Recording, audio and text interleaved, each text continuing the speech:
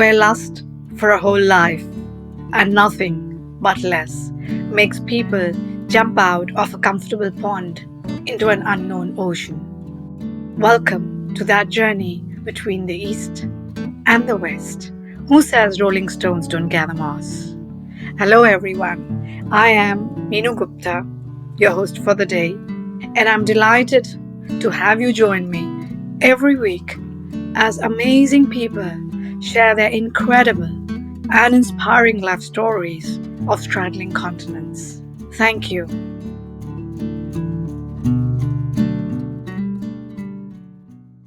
So, I have never missed a train in my life except for once. And that was that one time when I was in Italy a few years back, catching up with a former Italian colleague from the Italian Trade Agency, which is part of the Italian government responsible for promoting Made in Italy in different parts of the world through their different offices. And that time, I missed a Trans-City train because I was so busy enjoying my cup of tea with Giancarlo Lamio, who not only served as the Italian Trade Commissioner for a few years in India, but also in different parts of the world, including Southeast Asia, South America, and Middle East. And that was not just alone. I believe he traveled and instead had the opportunity to actually work and live in these places, and not just alone, but with his family. Welcome. Thank you for accepting my invitation. If I take away the labels, now all have a name, worked in different places. If we didn't have all that, if I take away all that, how would you describe yourself in one line? I'm a very curious person. I like to learn new things, meet persons, different realities. I love art, culture, nature, and of course, traveling helps a lot to improve your knowledge on the kind of aspect of life. And that is why you make a perfect guest, because of that description you just answered, because you're a curious person who enjoys different cultures. Thank you again for joining. Most welcome. No, it's actually an opportunity to speak to you face to face after so many years. A couple of years back, you actually taught me how to bake bread on the phone in the middle of Corona. Maybe, yes, I remember we were talking about bread. It worked. It was failing till then, and it worked.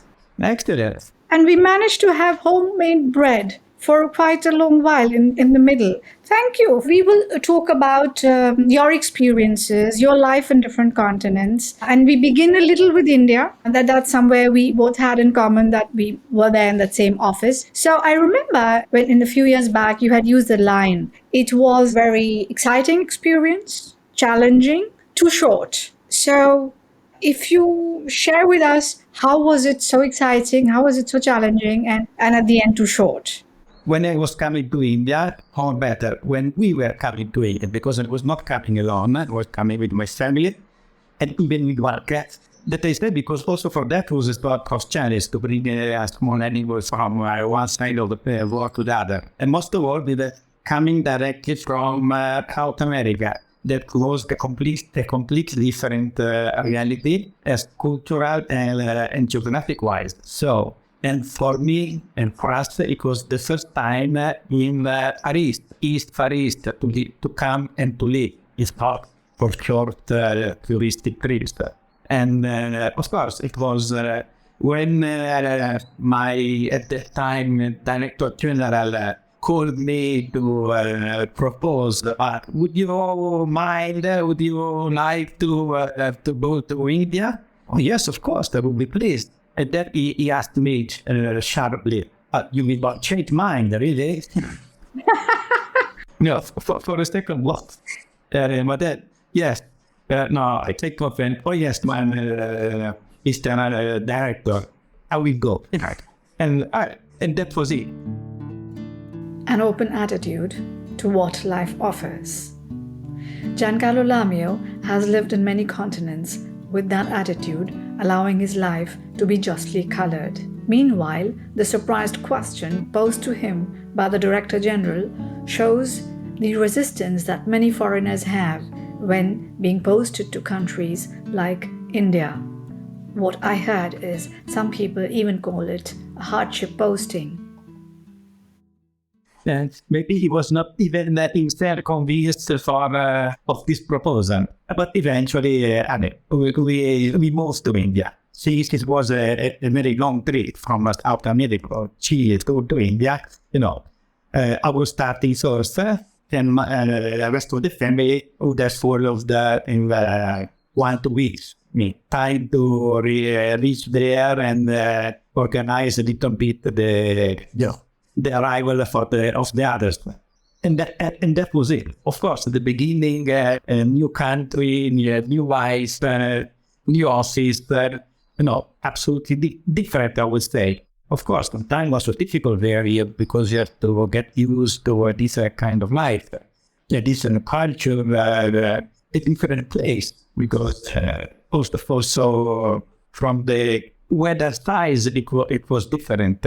Even if I arrived there and end of September, so season was not, we're going toward autumn and winter. There's not so many hard climate like in the hottest period of the year. But little by little, we start, getting used to it, started learning how to move, how to organize life in a way. But from the beginning, trying to get settled down somehow in an apartment, still waiting for our moving, still waiting to find a house. We immediately started also to look around, at least daily and one day they could offer a place to visit, place to go, and just to immediately to know where we were. And that was just absolutely astonishing because of the impression we had of this city with this contrast of different aspects of Indian cultures. From the earliest, oldest one, 1,000 years older, with these monuments, tombs, and ruins coming out in different parts of the town. Can this somehow make us feel like, traveling around Rome, where, go around the corner and in signs coming out all these of stone from the, Roman age. Somehow the day was something like this because you go from one place, the wood and artifacts are coming out or ruins of some old tomb or some old part of old town.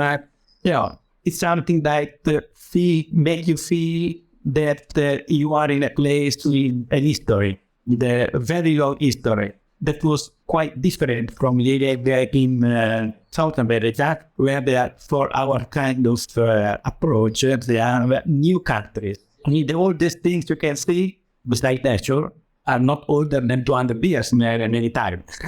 That's quite, unusual, for us living in Italy, living in Europe, living in, or traveling around Italy, cities like Rome, Florence, or any other place where in the Mediterranean, when you see antiquities and testimony of human presence dating back for thousands of years. And when you come to India, you see the same. You feel that people was living and developing there since ages and ages.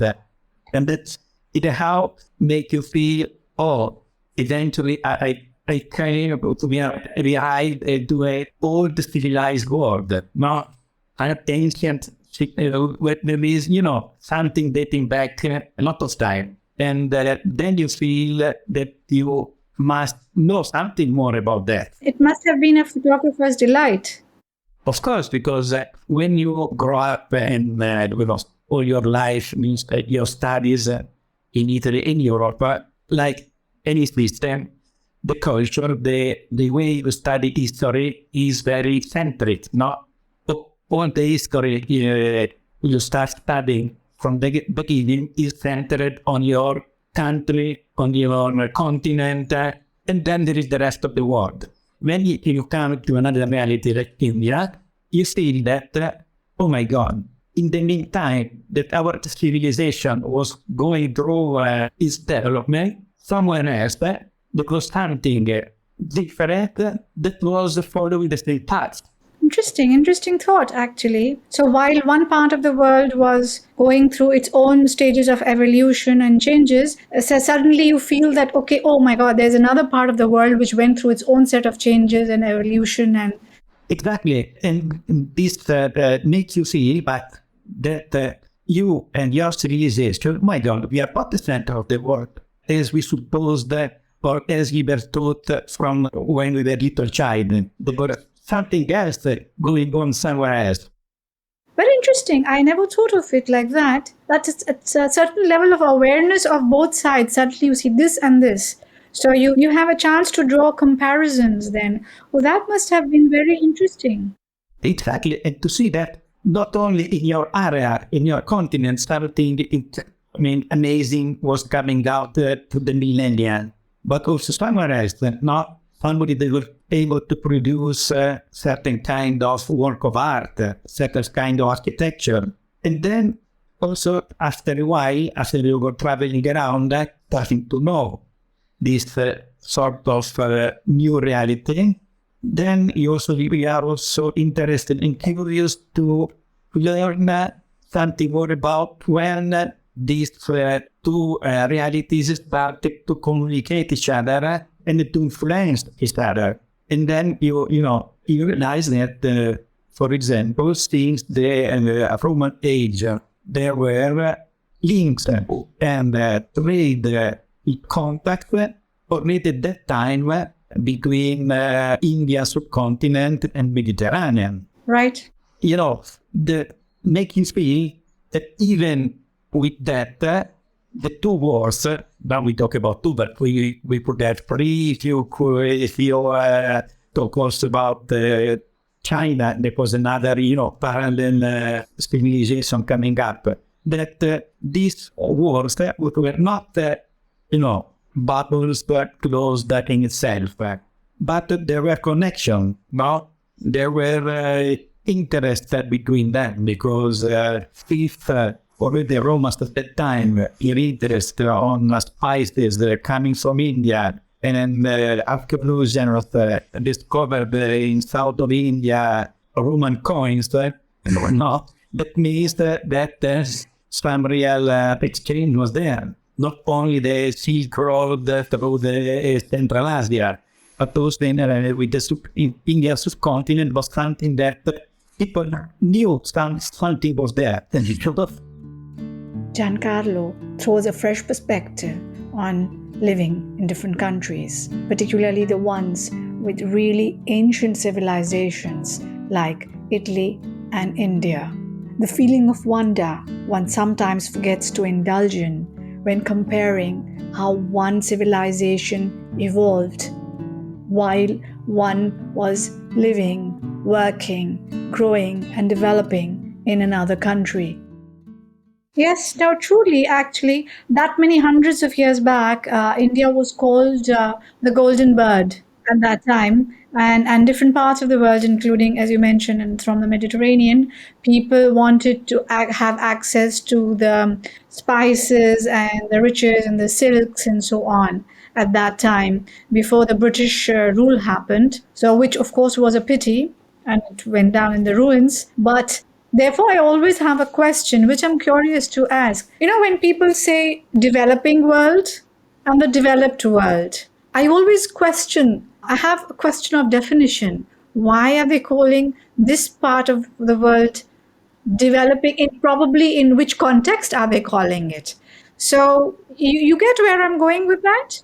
Well, I think that this notion of developed world and underdeveloped world was something coming out from the Industrial Revolution starting 17th, 18th century, when the European continent and then North America started this kind of development due to the application of scientific discoveries of the centuries before that made Europe the center of this scientific and technological development. So any other part of the world, the first part of this was treated like underdeveloped. Yeah, which is sad because under the British rule, India lost a lot of its old, because there were a lot of discoveries which happened in this part of the world, which were lost along the way. For you, you're a photographer as well. I'm not a photographer. But I saw some of the photos, by the way, and it must have been a photographer's delight for you, the different impressions. I was getting crazy going out with the camera in India because even for places, even for people, because, places as the waste see are incredible. No? There is so much and so beautiful to photograph, but also people and the attitude of people, they didn't mind to be portrayed. Really? Most of the time, I did the problem, of course. Maybe same time I was asking, may I take the picture? But normally they never said no. But you think that could have been different in Europe? The attitude, if let's say I went and tried to portray, yeah, I'm just trying to understand the differences in the cultures. Do you think that would have been? Oh, yes, maybe yes. Maybe no things changed in India as well. I don't know because now some time up there. In that time, really, it was not difficult to be able to take picture. Yeah, I'm sure. No, I think, yes, you're right. There, Indians are, but they're more open generally. And since today I'm in India, but generally when I live in Germany, I find that, yes, the sense of privacy is higher in countries like Germany. Their private space, they are very particular about their private space. It's like, I think in the last decade in Europe, the privacy concern was going very, very much. Also in Italy, of course. Now, privacy is the sort of, taboo. You cannot... Yeah, one can't encroach. And particularly in Germany, I find they're very, very particular about data and their own sense of privacy as people when they walk on the roads. So that, yeah, I understand. At that time, I think it was very easy to travel around and to take pictures everywhere and anywhere. And most of the time, was with people. Sometimes of those you ask not to, of course, sensitivity of person. Maybe when you meet sadhus, when you meet formally you are in some Islamic contest, that you have to be more careful, of course. But normally you ask, they say, no, okay, I take the picture of the mosque and not the people that are coming, or something like that. And an interesting observation about cultures by Giancarlo. Indian people, according to him, are more open than their counterparts in the Western Hemisphere. This is an observation I also share when I compare my interactions in India vis-a-vis in countries like Germany. However, Italy is a bit different, where, according to me, people exhibit Mediterranean openness. And was that different when you said you came from South America then? So was that different in that culture, or was it similar? Picture-wise, there you take pictures more from nature. So normally landscape don't ask permission. So yeah, of course. No, yeah, no, true. There also you are less keen to take picture of people because they are similar to you. They're not in such a different environment than they are in the Kenya. No. Yeah, true. But for your children, but I remember they got very attached to India. You stayed here for what, 3 years or 4 years? I had 3 children at the time. The elder was, I think, around 10, 11. The second was 6. And the youngest was 9 months when they reached India. Corvallis was, quite curious as well, because to come in such a world. I remember that actually when they saw for the first time an elephant walking to the street of Delhi. Well, that must have been quite a I don't know, wonder. Quite a wonder. Also because they were the five people from school friends, and the part was the attraction of the party. Ah, Yes, and so I thought that is a lot of, really. so they were of different ages. My God. So how did they sort of adjust? I mean, your wife as well. I mean, she's also traveled. What I find interesting is your whole family has done this. Not only you alone have done the whole straddling of different continents in that many years. Your whole family has done. So actually, it's a lot of exposure for everybody. Yes, of course, because I was on the front of the work and the office, and my family was on the side of everyday life organizing. This also was quite challenging. Was quite challenging because you had, in India you had to think about everything from the day-to-day life, from shopping to organize the life in the house with the people that were assisting you in your domestic life and outside. So at a certain point, I think my wife had around more employee than myself in the office. In the different roles that in a society, the first step of each task of work in a house and outside. And so, did your wife miss the? There's a lot of help one gets here. Yes, but this is also one of the things that for us was so uncommon, not to see that for organize your life, you need so many people to assist you because everyone is dedicated to one task. That meanwhile, not somewhere else that when you have an house assistant, she probably can do, all what is needed to manage house life. Yes. Instead over there, you need a driver, you need a cook, you need a cleaner, you need a gardener, you need the one that cleans outside and one that cleans inside. And so on. And then you need the doggy for ironing, and Ah, yes, you learned the Indian word "dobi." Yes. Exactly. And so, how did your wife adjust first to that and then readjust later while leaving? I think, takes some time to adjust there, but that, all this made the life easier. Then the task was to come back to our reality, where she had, of course, to go back to work, so to divide their time between work, children, house, and first time was quite tough. Now that I totally understand. When one gets to countries like India in the East, so one gets used to a certain. As an Indian, I was very used to it, or I am very used to it. And when I travel back and forth, I come here and oh my God, this is so nice. So right now I'm in India for the last 4 days, and I'm trying to lap it up all. So the conveniences, yes, are there. One is privileged to have the conveniences, and I'm actually very grateful for that. But a lot of us take that for granted. As an Indian, I can say that. And then when one travels there back, and then one says, "Okay, we have to handle everything on our own without the support." So yes, that is a huge difference. When you lived, or before we leave the question of India, your children got very attached, right, to the country Oh, yeah. when you left. I remember you mentioning they cried. So what was it that they must have loved either the place or the people or the atmosphere, something which must have really, because if I remember the youngest was 9 months and the other one was I think 6. I think your son was older. 60 years. Yeah. So they appreciate the mix of all this because, of course, we were living in a big house.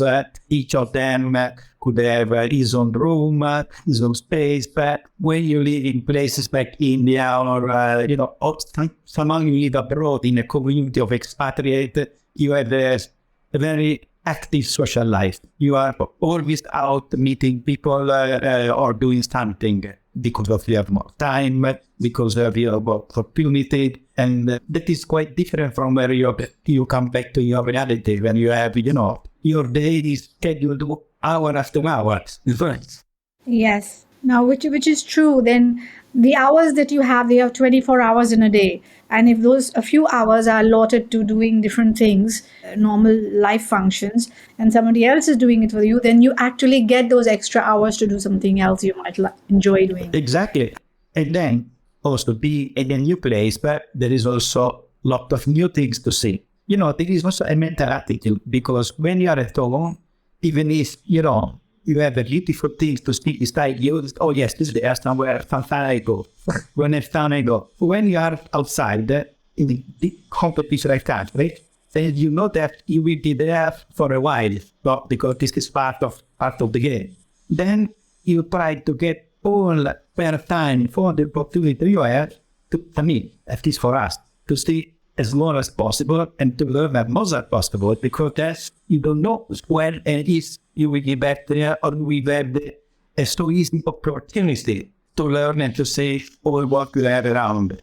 To discover the place. I remember that was the word you'd used some years back. And I totally agree because while living in Delhi, I literally, honestly had not seen, or I still don't know, so many parts of Delhi, which now on this trip of mine for some weeks, I'm now discovering and showing to my family, to my husband and my son, my son is also German now.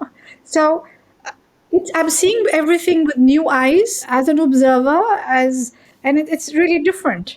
And I remember when I started living in Hamburg, I asked my husband because he'd been there for like since his childhood. He literally didn't know. Okay, which place should we go to? So I had to actually resort to Google and some friends, and I discovered places. I discovered amazing restaurants, and even during the time of COVID, every weekend we were out either climbing a mountain or walking along a river or trekking in a forest. And he never did that because he lived there. Everything was ordinary to him. This is the point. Discover the place where you live. It's a different attitude we bring. True. When you are there, when you are still busy with your profession, with your work, we go through it without, noticing or seeing or having the time to appreciate it. Yes, that happens. I'm very with you, and I'm trying to do that now, taking advantage of my family's presence here also. Together, we are discovering places like tourist temples and places to go to. We are doing that. I'm lining up. I'm listing things, googling and taking out. But what was it like for you while your family was had its own set of challenges, and I think they enjoyed also a lot of stuff. But for you also at the workplace must have been when you were traveling for to different countries and staying there, each country must have been, including India, including you came from South America at that time, and I think there was some time in between you were in the Middle East. It would have the work culture must have been also very different in all the countries, right? Yes, absolutely. And this is something also that's in our kind of job is very not. I think it's very useful now because you must learn how to deal with the different kind of teams of people, and what you have to learn to is not to try to impose 100% your attitude of working. Otherwise, it couldn't work, no? Because you have to learn to try to enter in the mentality or the attitudes towards the work and the professional speed of the place when you stay. And try to get the best out of this first with the people you have. I think it's the perfect employee for any secret stuff. But as anybody else, first, anybody has his own of the attitudes and of course the preparation, and that you have to get used to with this kind of affairs stuff. I don't know if I can express this properly, but No, I'm getting it. I understand.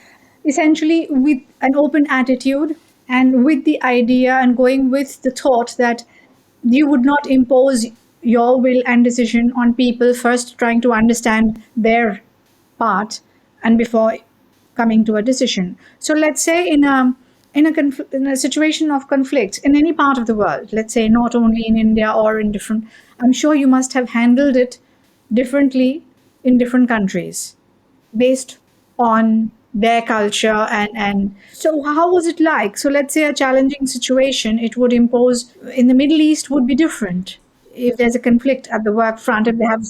I don't know. I think that the most we have to try to do is to try to avoid to arrive to a conflict point, because that to manage a conflict point that can be very stressful for both parts, because not so you have to try to get out of your sport team the best they can do with the resources they have. For the resources, you as the organization, you can give them, of course. So, someone you have to be, for them, an example of what you expect from them and what you would like them to produce activity-wise for you and for your organization.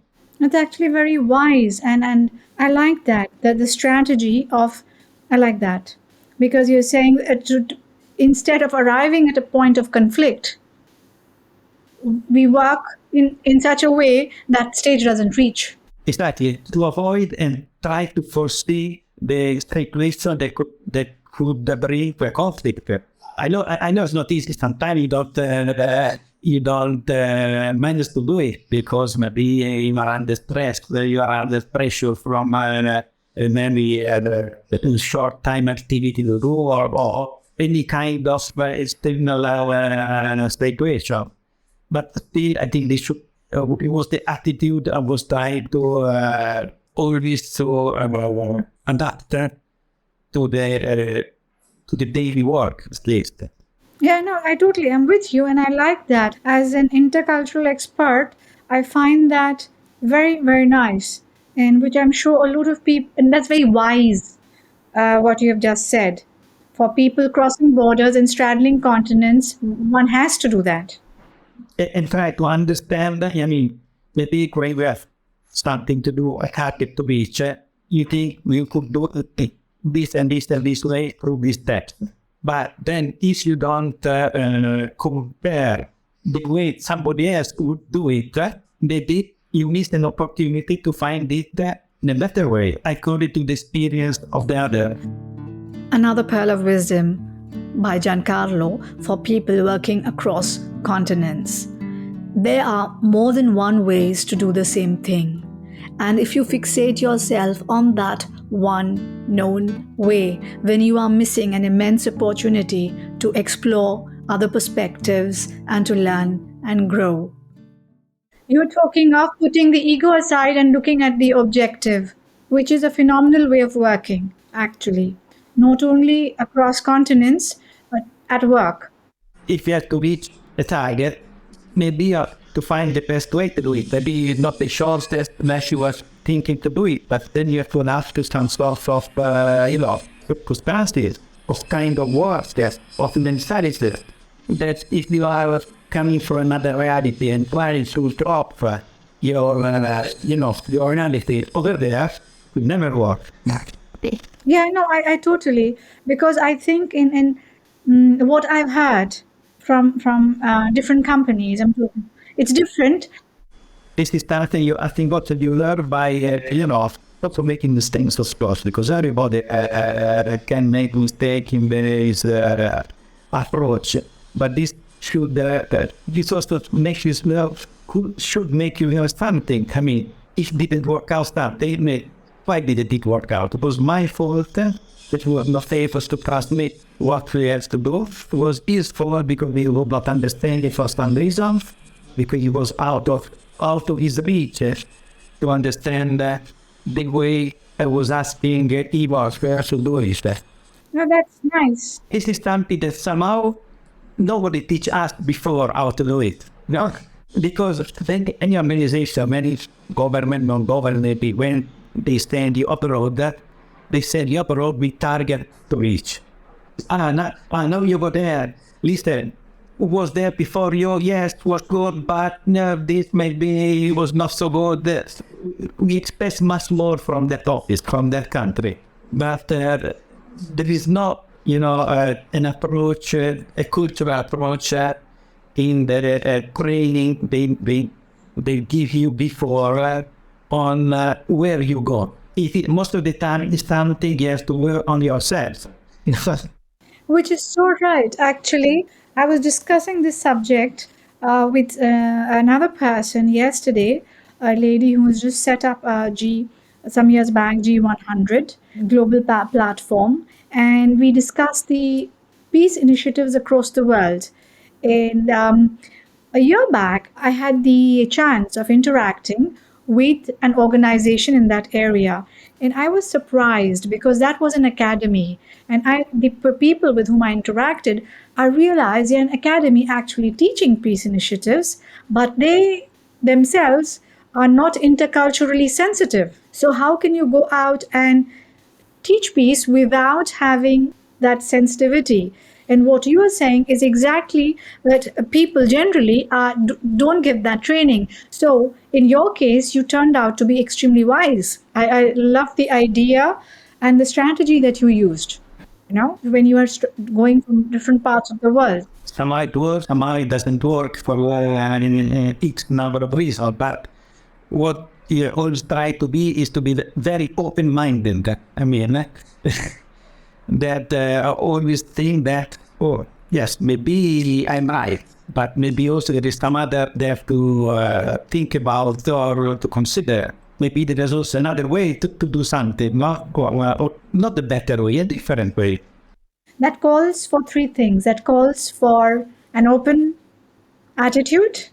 It calls for detached disposition where you're not putting your ego first and you're talking more of the objective.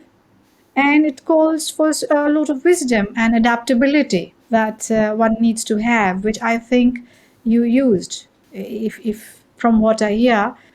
At least I try.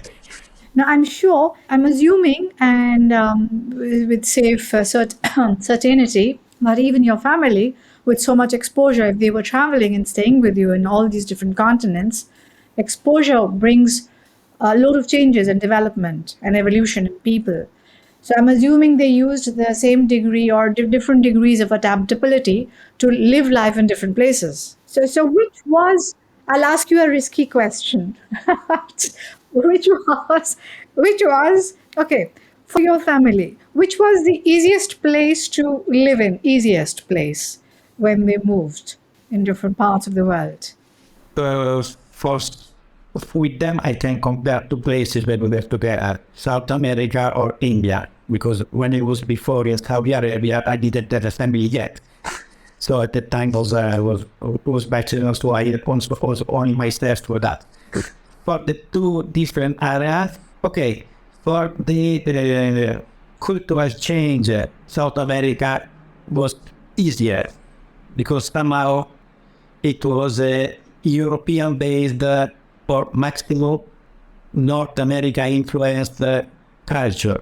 So maybe clearly where there is not at least a very little population from indigenous origin. Most of the population is from European breed, Spanish, Italian, East European. So you feel that you have something in common. They speak Spanish there, right? And they speak Spanish, so there is not a barrier. So it's not so far from Italian, because I used to speak. I got away in Spain when I traveled with my Italian, because it's so similar actually. It's I mean, at least to the easy communication is quite easy. City life and is more or less the same like in Europe. Yeah. You go to a town, like going to a town in Milano, in Paris, or in North America. There are, okay, you understand, you go shopping in the malls, you go, well, it's quite similar to our world. And for this, somehow, it's easier to get used quickly where you are.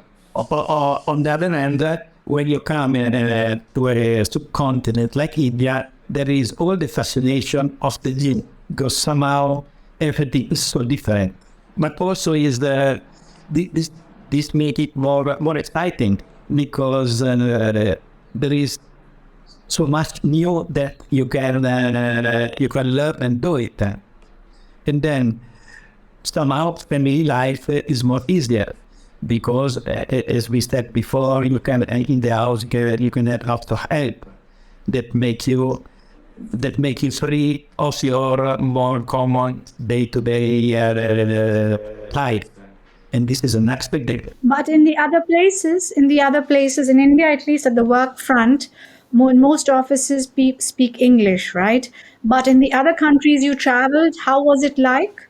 Right, in South America, either you speak Spanish or you better speak Italian. Right. That means in Saudi Arabia, it was, how was it in the Middle East? On Middle East, you can speak English in the upper classes or in the work, at least in a certain level. Otherwise, you have to learn some Arabic to go through it, for some daily life. Because some to go to a phone call, an operator, or to go through some bit of information on the road. So you must have learnt a spattering of a little bit of different languages while straddling continents. I'm sure your family also did that. Oh yes, also in India, because of course the English was the main language, but then some work of India. I think our smallest daughter, 1 year, 2 years old, was exchanging words in Tamil with these Spaniards. Oh, that's interesting because Tamil is also not an easy language. The few words we all of us tried to learn. But on the other hand, almost everybody in India speaks English. So, Yeah, true. Which is a huge advantage for other countries. Yes. But what I find something very interesting that I find in the world in the last couple of years, the concept of diversity and inclusion is suddenly very big. But in that many years, when you were straddling continents, moving from one place to the other, what was the feeling that you had? Was this diversity and inclusion in any of the countries was a primary idea anywhere that you traveled and lived in? there was that feeling of that, of course. South America, from South America, you feel that if you stay over there too long, you could even decide to live there. In other reality, it's difficult. In Middle East, you don't see that you could, establish yourself in such a reality. At least in places like Saudi Arabia or, where Islamic presence is very strong. In Asia, in India, I don't know, could be, you feel good there, no? It's a good place where to stay, but somehow you feel it's not your world, Yeah, you feel like a foreigner still. you feel still a foreigner. You are something that's out. Wow, there's something here, but it is not 100% your world. Right. Now, I understand and I appreciate the honesty because there are some people who suddenly come and say, okay, this is mine, I stay. But it's vice versa. Also in Europe, there's a lot of people from the East who travel and make it their home, but are never really part of it. You don't feel part of it. Exactly, because you see that if you would be 100% part of it, you must leave behind something of yourself. You understand? Of your background. It would be the same from some of you if you come to Europe or to, if you would be 100% Italian or European, you would lose something from your origin. I totally understand that. And I understand from where you are coming because in Europe, I feel more Indian than I am Indian. So there are parts of me who I think Europe speaks to me and I relate to a lot of Europe. Also in Italy, very, very, it's like a family for me, known territory. In Germany, also. In India, also, but in different ways. Somehow it's not the same thing. because you're not completely a part of it. So you could be probably a bit squarish in a roundish hole kind of scenario. So you have to cut a bit of your corners to fit in. This is the point, not that there are parts of the world, the reality is that you feel that there's something bigger than you, that you cannot totally, absorb it. Yes, no, I totally, and that is what I call a sense of belonging. Yeah, I think it's something like that. Yeah, no, I totally understand. And that sense of belonging sometimes may not be from a place where your roots are not. Especially places where there are roots dating back so much, you know. Yes, yes, which are not so new. Yes, no, I totally understand. I mean, you feel even if you stay there 100 years, maybe you don't get as that much as that if you were from there. I don't know if I can express the feeling. Yeah, no, I understand. Very well, very well. You have expressed it, and I understand and I feel it also because I straddle both sides. So I'm splitting constantly time between Europe and India, and I feel that now. When I was traveling, it was different. It was very different. A traveling experience is very different from a living experience and growing a family. Yes, because 2 weeks, 3 weeks, 1 month, it is not, part of your life so intensive. Then when you move, Yes, you arrive as an observer. exactly. In a traveling place, you are an observer for an experience. And when you're living in a Yes. place, you're no longer an observer, you are the experiencer. You know it will be for a while. So the adaptability is very high. One has to be highly adaptable, open, even much more while living in a place, and be open to rounding your edges or absorb something from that place. So, yes, I truly feel that in both places. Now, thank you very much for actually there are a lot of parts of you which I didn't know, and a lot of wisdom, by the way. The strategy that you used in approaching Maybe I'm getting old. no, it's actually nice in terms of an intercultural attitude. It's very nice, and it's very important what you mentioned about not only adapting the approach in different countries. So, especially for people who do that, is there something inspiring that you would like to leave the listening audience with about your jaunts across, about your life or living in? It's not only traveling, you've lived deeply with your family in different places. So, and without knowing it, you've shared a lot of wisdom, by the way. Well, what can I say? I would suggest always career, like the open mind attitude that we were talking about already. I think curiosity. I mean, you have to be curious about everything, because from the attitude of being curious, you always can find something or that you don't know, that you are not thinking about, that was not apparent at the beginning, and never think to be on the always on the right side. Yes, so we are speaking of working without attachment to the ego, that it's more the objective, and the curiosity to discover. So essentially, wearing the pair of glasses. And not glasses, that you don't stay on Yes. the side. So I call it to avoid the horse mentality and to be open and curious. Absolutely, to be open. Also to think that we are not the only one in the world. I mean, there are other realities that you should be ready to accept and to consider. So curiosity to discover the world and the wonders of the world.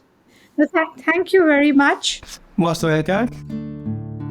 An open attitude, curiosity to discover, retaining innate wonder, ability to step back from a fixed perspective and explore other points of view.